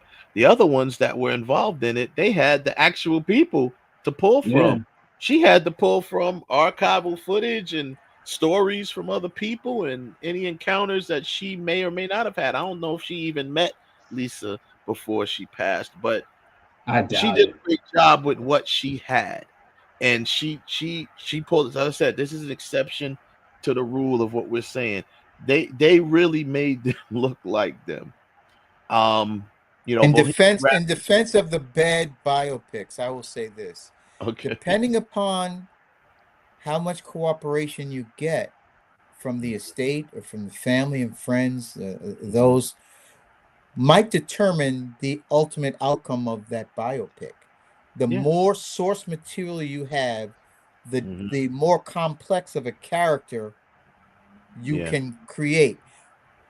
Because if not, you start grabbing from what you think or what's popular, and it may not necessarily create the depth of the complexity of a character. You know, if you have an open vault to say, and that's why we're hoping for this Michael Jackson. I mean, I think it's getting mixed, not mixed reviews, but I think it's didn't they have a hard time getting some of the family's cooperation and something like that? I know with the daughter. Right, you know, with the daughter. She was the main one pushing back, but she allegedly she's pushing back based on some of the factors that we talked about here. I think she didn't want to sanitize everything or whatever. I don't know exactly what her input was, but she said her notes that she gave that the studio rejected, she felt like, okay, well, you know, she's like, the fans of my father are gonna love the movie. Yeah, she did say that. Yeah, she did say that. She did. Fans. I got the feeling that what they probably pushed back on was the father aspect of him being a good father, raising mixed children. I think they kind of pushed at the side because, like, well, that's good, but you know, the stuff, all the controversy is what's going to put asses in the seats. And she probably didn't want them just say, well, my dad was more than just this global entertainer. Right. He was my dad. But she was like, well, we don't want that part. We need the drama stuff. But we don't know that it's in there. We don't. Yeah, we don't know if it's in there. But I can see, I can get on board with that. Maybe she talked, because she can only talk from her perspective. Because I mean, she's only a certain amount of age, and she was only a certain age when he died. So she can really only talk about her journey and from her perspective. And they might have skipped over all of that altogether. You know what I mean? Who knows? But I definitely think that the with her pushback on that, I love what she said though. A lot of people saying, "Oh, she's gonna." She said, "Look, they asked me for notes. I gave them notes. They didn't take it. They didn't take it. I fucked off, and I continued my life."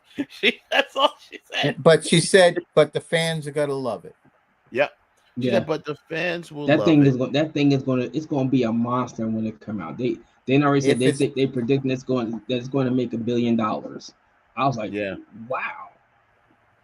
Yeah, and I believe that, and they said here, I hope the new Michael Jackson talks about the allegations and not make a remake of the Jackson movie. Yeah, I don't think they're going to make a remake of the Jackson movie. They can't do that. They definitely. I can tell you this: there was for sure the allegations was in the movie. They had to do reshoots, not because they wanted to, but because they had to, because the people who were involved in some of his, it was ongoing litigation, I think. Right, ongoing litigation with one of his first accusers, and they did not want their story put out in the movie, which is a big thing, because if you're talking about one of the first accusers that I think you're talking about, it came out later that he was vindicated from it, and you know, they threatened to sue, so they had to pull that out the movie and had to do reshoots. So we do know that they are in a position and they're ready to talk about it, you know, and put it out there. I'm just gonna say I trust Antoine Fuqua. I just don't think he's a great director. See, right. I that's my guy. He would do a movie that would just be this whole little, you know, I'm not saying it shouldn't be a love fest because we love Michael Jackson, but he knows what needs. He's a filmmaker. He's a He's filmmaker. A great director. He's a great director. He knows what needs to be done. I'm gonna say this. I think part one is going. There's a thing. Ralph, I think that's you. Are you in the car? That's Tony's thing again. It's doing the same thing he was doing when he was in the car. Yeah. And he's not in the car now. It don't look like he's not. He's home. But I think part one is going to be a love letter. I think it's going to be a love letter to the fans. But then the second part is going to be all the bad stuff, Yeah. And that brings you. So I think the first time you give them all the fluff in the first movie. That's why it's going to end that thriller. Well, after thriller, this is the stuff that happened, and let the fans rock with it like that. So I think that's what's going to happen. And I think that's the smart thing to do. You give them the ride. You're pretty much giving them the rise in the first movie. You're going to give them the fall in the second part of the movie, or the second movie. The darkness. And then of course you're gonna end it with the legacy, right? So they're probably gonna do it that way. Obviously, you got to do it that way because it's a long movie. It's tough to tell a whole entire story about this man. You know what I think will take away from this? This is just a guess, but given the recent success, when I say recent, I mean the last few years of Michael Jackson on Broadway, which has been a huge, huge success. I mean, you get these impersonators that literally almost dance better than Michael Jackson. They're right there. I mean, they really bring it there with the spectacle and everything. And if it's just a love fest, that's what it's going to be. I think they really have to go in, and like you said, that trauma there was childhood trauma. Michael Jackson's trauma did not begin with allegations. Right. That was not. That's when it was sort of exposed. His trauma was in youth, when he was a young child. That's why he ended up trying to relive his youth as a man, as a grown adult, because he was traumatized as a child. So I think now that was brought out in the Jackson. It was brought out. It was touched on with the Jackson movie, but they can go further into why. A little bit. Yeah, you have to. You got to go further into it. They got to go into his trauma. Skip over it. His insecurities about his nose. The reason why, because you got to remember, his first nose job was like during Off the Wall. Like his first slight. It was very slight. It was slighter. Wasn't as bit crazy, but Off the Wall era was his first nose job. And he did say in an interview once before, I don't remember which one it was, but I do remember him saying that his father used to pick on him and people used to make fun of him. Because how wide his nose was. And he had insecurities about that, obviously. Why not? I will trust Antoine Fuqua would go into that and really show you his pain and drama, because the nose thing just became the butt of the joke. You see what I'm saying? The nose became the butt of the joke. That's good. So if you look at his playing, I see what you did there. The nose became the butt of the joke. Great. It's good that you're on your toes like that. So if you look at some of the snippets of the trailer, you see how wide his nose is. Yeah. So they've got to go down that road as the transformation, the physical transformation. Yep. And all his denials. I mean, how many times he say, "I didn't have any nose job"? What are you talking about, nose jobs? Like, but here's a picture of you with your original nose at 9. And here's a picture of you today. Right. And then he's like, I didn't have a nose I've only done one thing. I've only done my nose. Like, bro, you got chin implants. You got cheek things. What are you talking about? We know that. I mean, but there's a reason why he was denying that. And then you saw he would get offensive and he would deflect.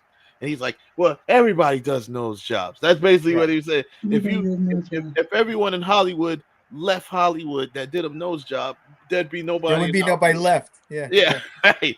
I get it. But we're talking about, why did you do it? You know what I mean? So what made you? If you paid attention throughout the years, you know why. Because I got tired of people picking on me. So I wanted to look a little different. That's it. You got a problem? I'm like a motherfucker. Like Edward said, I'm like a motherfucking Jackson. I'm moonwalking up and well, the beauty of this for me, why I am very secure in this being a very good movie is because of Antoine Fuqua, and that alone. That I mean, because you could put this in the hands of someone else and they could just screw it up. But I'm very confident in what he's going to bring cinematically, because he understands those pillars. He knows what makes a great film. So that's where he's beginning. He's beginning saying, I know what it is to make a great film. And he's got a lot of great material. I mean, when you get handed over a biopic from Michael Jackson and you're a great director, that's the formula for success for me. Yeah. Yeah. That's a great formula for success. I agree.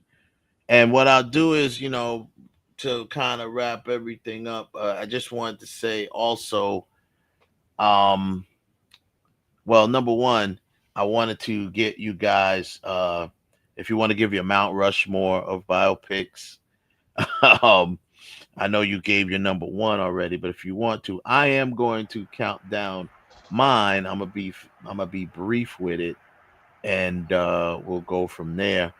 But my biggest question was, before you get to that, this is a question for everyone: is there a specific figure, doesn't have to be a musician, that you would like to see a biopic done?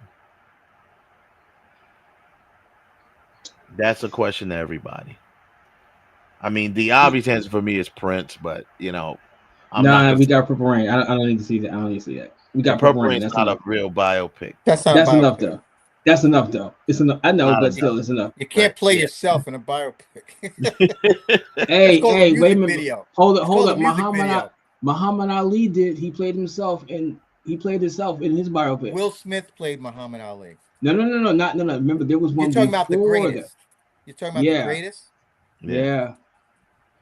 If you're playing yourself, it's a documentary. You cannot play yourself in a biopic. If I still got it, I might say, "Hey, let me." You cannot play yourself. Hey, wait. Hold up. Wait a minute. Howard Stern played it in his biopic. He did. Is it considered a biopic? It's then? a biopic. Yes, he played himself in the biopic, which was interesting. He probably it was good. It was funny though. It actually worked out pretty good. I didn't think it would, but who can be better than Howard Stern? How's it a biopic when you're playing yourself though? I don't understand that. He even tells you, you got to believe. You just got to believe. You just got to believe that. I'm not sure how it could be a biopic you're playing yourself, but yeah, he's probably the exception to the rule.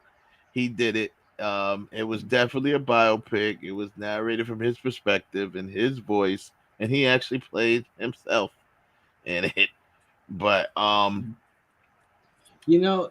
is there anyone that you want to see a biopic made of? I wouldn't mind seeing a story. And I know they're already developing it with the family, but they're doing Ozzy. Doing who? Ozzy Osbourne. Are they doing Ozzy? Yeah, the family's already on it. They're developing it, the whole thing, and they might get. Oh man, that's what's up. Yeah. Okay. Anybody else? I'd like to see. I don't think they did one. I think I did see. Did they do Miles Davis? Yeah. Don Cheadle did a Miles Davis movie. It wasn't bad either. Yeah, but there was supposed to be another one. It didn't make no money, but it wasn't done. It does. I remember George told me that one night I saw him, he was on his meeting to meet Miles Davis' wife. They were supposed to do another one. He said, don't even waste your time with the Cheetah one because they don't have the family's consent. They don't have the music rights. Something I do, but he has yet to do it yet. I don't know if it's ever going to happen. Oh wow! Oh man! Yeah. See, when that stuff happens, it's just I don't know. Is a disaster. Yeah. I mean, what about you, Wes? Who would you like to? Damn. I was just gonna say Prince, you know. But me personally, I'd like to direct a biopic about En Vogue. That's what I would like. I would like to be the director of that, but yeah, I'd like to see Yeah. I'd like to see a biopic about yeah. Marvin Gaye, probably. Yeah, that would be interesting. Oh, that thing has they been in have to development come for with that one. decades. And That's you know been who development for and decades. you know who's got to play it, right? Oh, October oh, London. yeah, oh, dude, yeah. He could sing all the songs. He sounds just like October London sounds exactly like Marvin Gaye. Yeah, he's an artist. October London. I mean, he sounds exactly like him. That's running into the same issues that we said with the estate and this and that. They don't want that. Marvin Gaye has some demons, man. Marvin Gaye. Yeah, that's, they don't want that's that. what makes they a don't great want film. That smoke. But that's what makes a great that film. Smoke. Yeah, I wouldn't mind. I had a musical choice. See, I'm torn. I have two musical choices. I would like to see more songs, but I think it's about time we maybe begin to delve into the hip hop era. Perhaps, maybe a Run DMC buyout. You know, the very beginnings. Biopic of that. Right. They need a true biopic because Crush Groove is not a biopic. Wasn't really a biopic. It was a fiction. It's about the genre. It's about the genre. It's about Def Jam. It's genre. about the beginnings of Def Jam. Yeah. That's pretty much what Crush Groove is about. So it's not really a biopic like about Russell or and I think the beginning of Def Jam. And I think if we're gonna say bio, I think there's a lot of people that see a bio of Obama. You know, I think you wouldn't mind seeing it's on Broadway. Yeah, Broadway. I don't think Broadway can really do it, but I don't think Broadway can really do it justice. Like, man, I tell you who would have played. Now he's too old. He would have been great. Well, he could still play him like the age now, but when he was younger. I forget the dude's name, but he was the night show. He was Dresser from the 5 Heartbeats. Oh, from the 5 Heartbeats. I think he would have been a great Obama if he, especially. You know who would be a great Obama? Harry Lennox. Harry Lennox. Yeah. No. You know who would be a great? Now who is who's the night show host? The guy from South Africa. I know who you're talking about.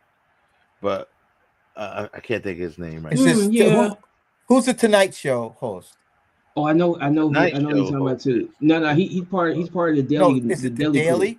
The Daily? Yeah, the Daily Show. I forget his name. It's not Lennon. It's the black guy. Yeah. Oh man, I can't think of his name top of my head. But can't think of his name right now, but we know who you're talking about. But yeah, I just think I thought Harry Lennox would have been a good at that time. He's too old now, and he's too tall. Old Obama. No, Obama's not short. He can still do it. Dresser's like 6'7". He's like he's a basketball player. Yeah, he kind of tall. He's really tall. Yeah. Did you guys get a chance to see? Since we're talking about biopics, did you guys see the Eddie Murphy biopic? I mean, the Eddie Murphy documentary on Netflix. Yes. Yeah. What do you think about it? What he said that he's going to play George Clinton? Yeah, we'll see what happens if he can embody him. Yeah, Lennox is 6'4", by the way, but yeah. Yeah, I mean, I don't know. I mean, Eddie is gonna do what Eddie do, and we'll see. I don't think Eddie he don't proved one do thing to anything. me. He is the GOAT. He is the GOAT artist. Yeah, sure. He is.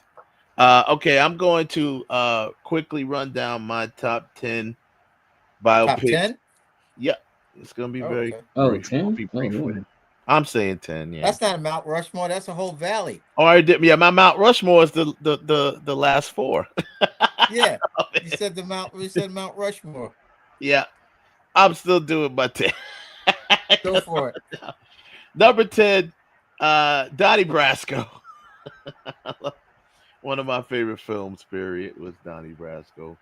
That is actually about, obviously, a FBI agent, Joseph Pistone. Number 9 is Bohemian Rhapsody, which is, in my top 10, obviously, for obvious reasons. Number 8 is The Social Network. For me. Number 7, This one I was throwing in and out of it because I do know, obviously, what was the guy's name in the movie? I forget his name. A Beautiful Mind. That was really John. yeah. John.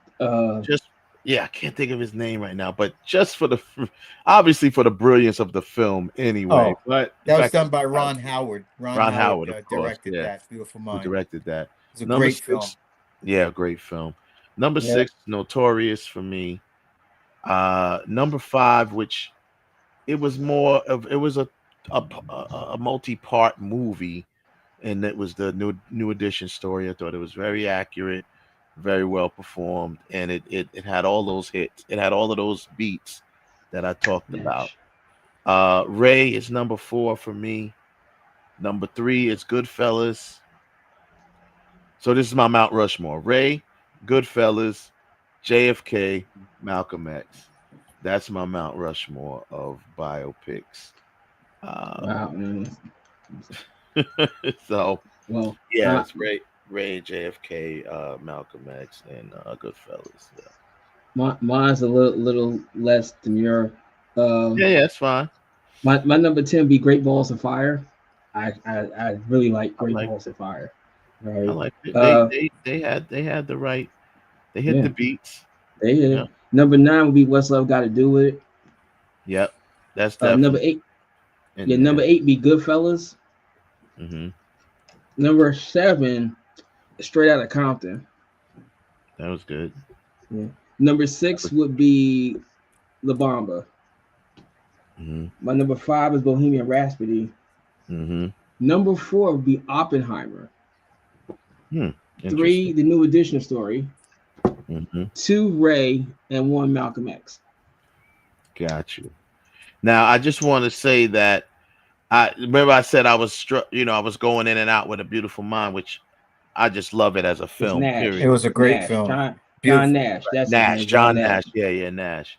But I do have to mention, obviously, What's Love Got to Do with It. That definitely was in my top 10, and it kind of got knocked out from A Beautiful Mind.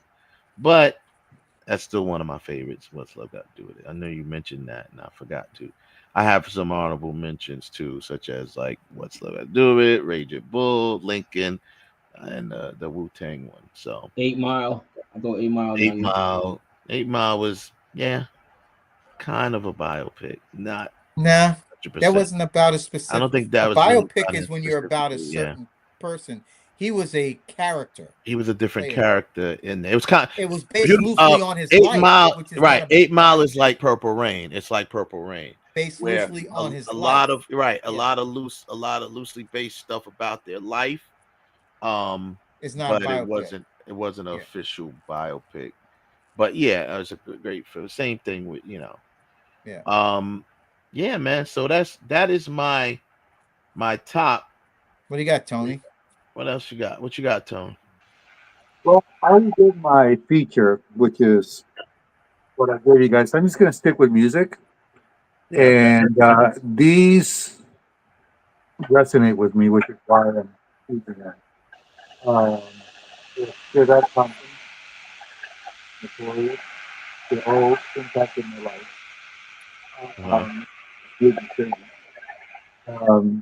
But Great Balls of Fire, just the music, and then Bohemian Rhapsody.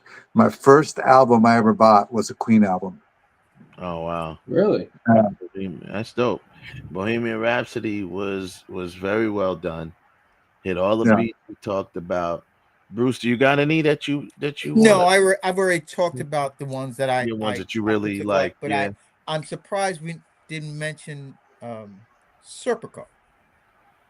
Serpico was very, very good. Serpico was that was about a real person. That was a real cop. He was a real New York City cop. Yes, he was. Called Serpico, and we did. None of us mentioned Raging. None of us mentioned Raging. I said Raging Bull. I did it as an honorable mention. They did. Yeah.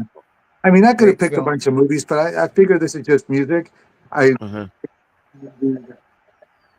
Yeah.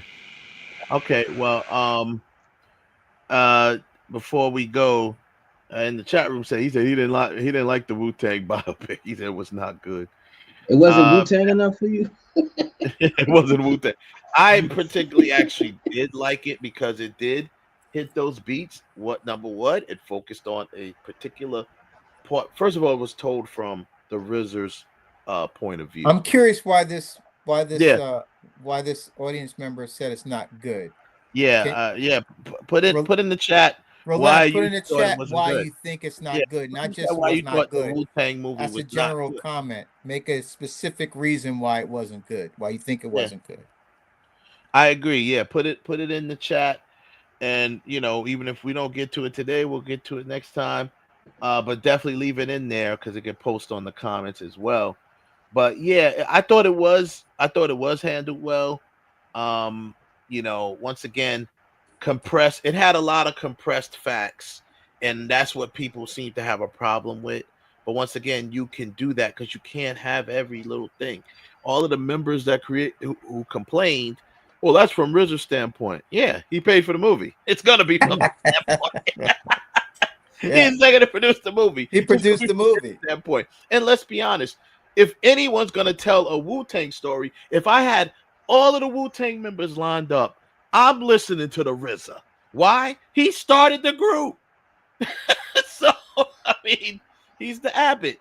Started the group. So if any one of them are gonna sit there and tell their story, not their personal story, the story of Wu-Tang Clan, it's got to be him.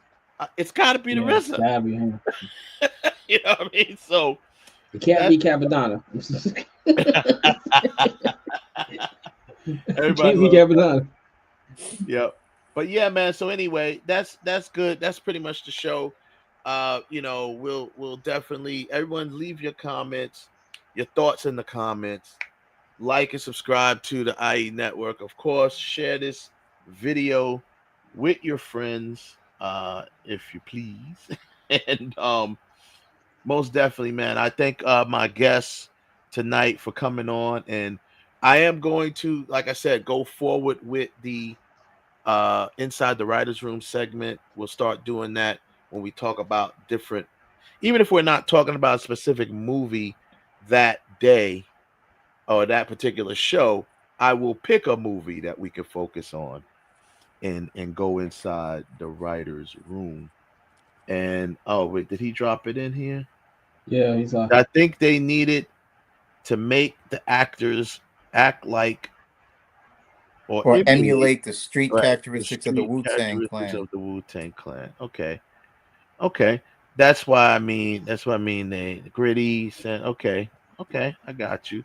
Staten Island characteristics like with Michael Jackson film.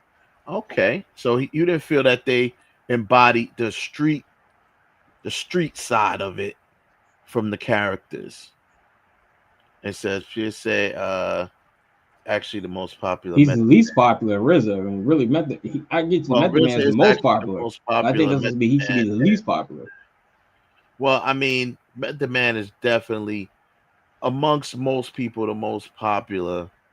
Because that's why they went with him first. That's why the lead single was the Method Man single. He was the most personable one. Charismatic, I think. Charismatic.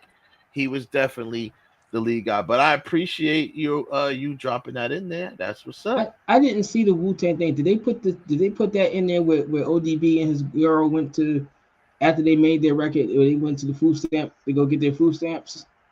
Did they put that in the movie? Nah, I don't think they put that in. They put some other stuff. That's classic. Like he covered it with a fur coat and diamonds to get his food stamps. Like, did you just get a album that just went double platinum? Yeah, but I still got to get my money. And they had MTV. They had MTV go with them to the food stamp place to get their food stamps while they had mink coats on and stuff on. That was the craziest thing I thought I ever saw. You gotta go with that, man. But once again, we thank our guest, man, Bruce. We appreciate you coming through again and putting your insight in, Professor. And of course, Tony Perez, as always. I don't know what be going on with your phone. It like your phone like gets tired when the show goes on too long or something. It just starts tripping out. I tried to hear the show on the other side. I think it's on your ear sets. No, it's not, bro. Tony, you may always be right, but your phone is always wrong. Is it? Wait a minute. Is it my phone an is Apple right. phone? Is it an iPhone? No, I took the blue pill. You took the blue pill. But thanks, guys, for coming. And of course, as we always say, we say to everybody, this is the director, this is the Jedi Council. And you can love us, you can hate us. Don't ever forget about us. See y'all next week. We ending with my ending word. And that wraps up today's episode. Biopics aren't just movies. They're the stories that defines how generations remember their heroes. Some films honor truth, others distort it. But it's the craft behind it that matters most. As always, drop your thoughts in the comments. Subscribe for more to the IE Network, of course, and share this with your friends. For the Jedi Council, I am the director, Wes Clark, and this is Real Talk. And just remember, you can love us, you can hate us, but don't forget about us. Good night. Don't you forget about me.